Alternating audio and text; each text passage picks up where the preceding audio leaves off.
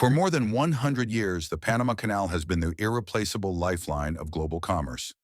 It is the strategic artery that connects the Atlantic to the Pacific, handling roughly 5 to 6% of all global maritime trade. Today, that lifeline is running dry. The 2024 and 2025 crisis, amplified by a severe El Niño, has pushed the Gatun Lake to alarming new lows. This isn't just a navigational problem. The Gatun Lake is the freshwater reservoir that feeds the massive locks of the canal. No water, no locks. No locks, no passage. The Panama Canal Authority, in a move of desperation, was forced to slash vessel traffic by over 32%. The financial damage is measured in the billions. The logistical damage is immeasurable. Container giants like Maersk and Hapag-Lloyd are diverting their fleets on 1,000-mile detours around the Cape of Good Hope, burning millions in extra fuel. But this video is not about climate change. This is a story about strategic opportunity. Because while the logistics world and Washington are scrambling to manage this immediate disaster, another nation is looking at this crisis as a permanent power vacuum. Beijing is quietly financing a new $60 billion megaproject right in America's strategic backyard. A 5,000-kilometer steel artery designed to cut directly across the South American continent. This is not just another railway. It is a geopolitical lever engineered to permanently neutralize the Panama Canal. And in this video, we are going to decode this grand chessboard. The collapse of a lifeline. Panama is no longer an option. To understand the strategic significance of this new railway, we must first understand the permanent vulnerability of the Panama Canal. The mainstream narrative is that this drought is a temporary weather event. As a logistics analyst, I can tell you this is dangerously naive.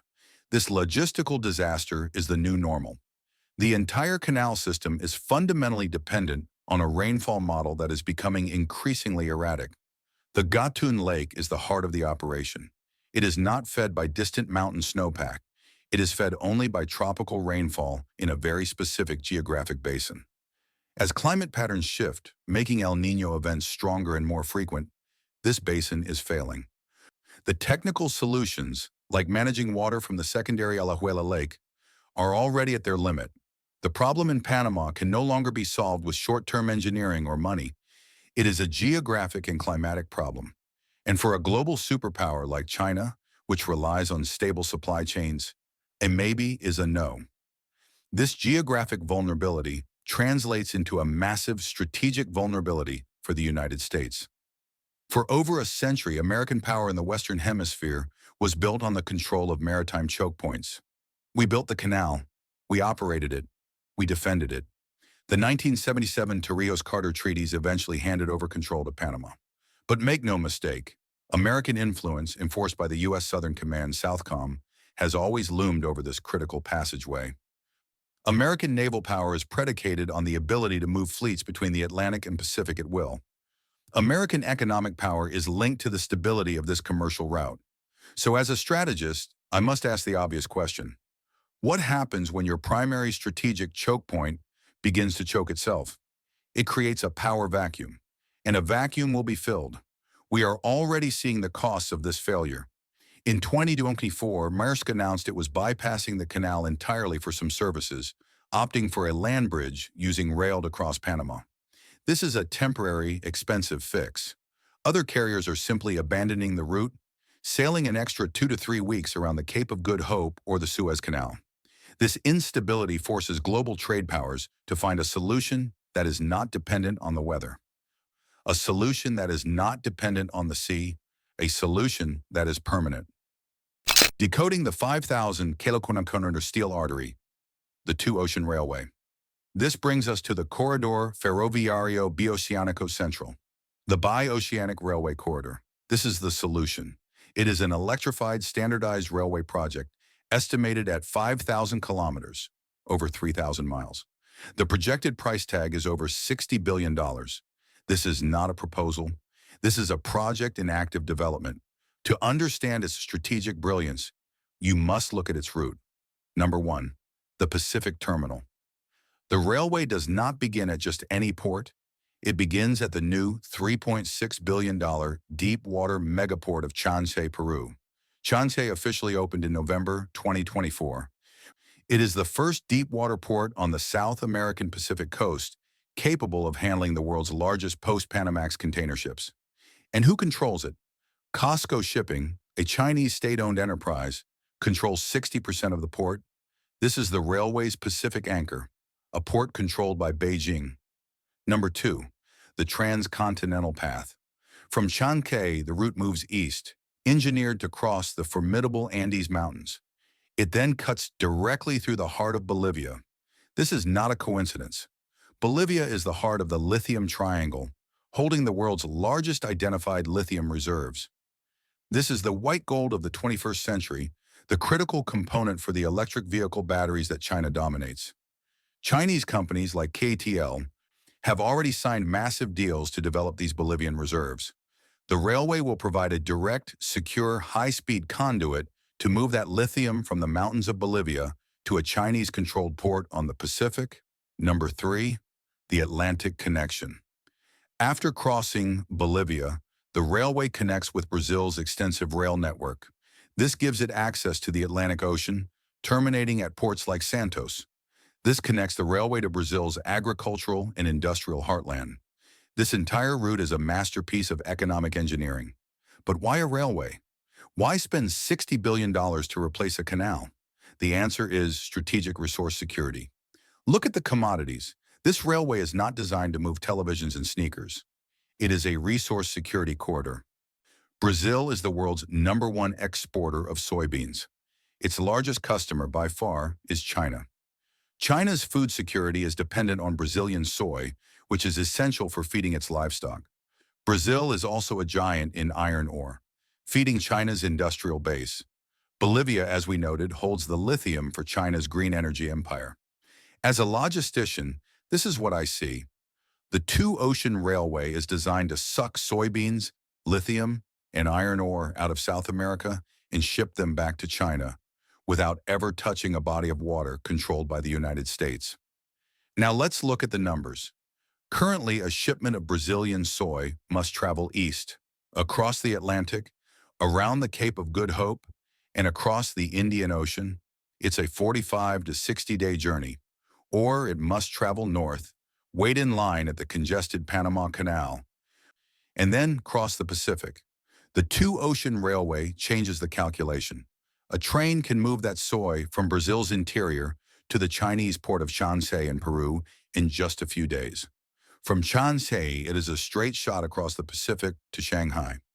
According to logistics analysts at Citao, this new route will save approximately 15 days of shipping time. 15 days.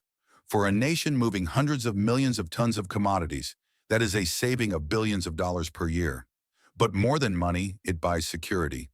Beijing can no longer allow its critical food and industrial supply chains to be held hostage by a drought in Panama. So who pays for this?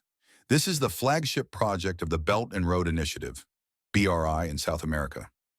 This is classic Chinese infrastructure diplomacy. They do not just propose a project. They bring the financing from state-owned banks like the China Development Bank. They bring the engineers from state-owned construction giants like CREC. And they bring the technical standards. They are using their immense economic power to physically reshape the trade map of an entire continent. The geopolitical chess game, the bypass in America's backyard. This brings us to the strategic spike. The logistics are impressive. The economics are sound. But the geopolitical implications are a game changer. Since 1823, the United States has operated under the Monroe Doctrine. This policy, in simple terms, declared the Western Hemisphere, particularly South and Central America, as America's strategic backyard. It was a declaration that this was our sphere of influence and that foreign powers were not welcome. For 2 centuries, that influence has been enforced by the U.S. Navy and overseen by the U.S. Southern Command, SOUTHCOM.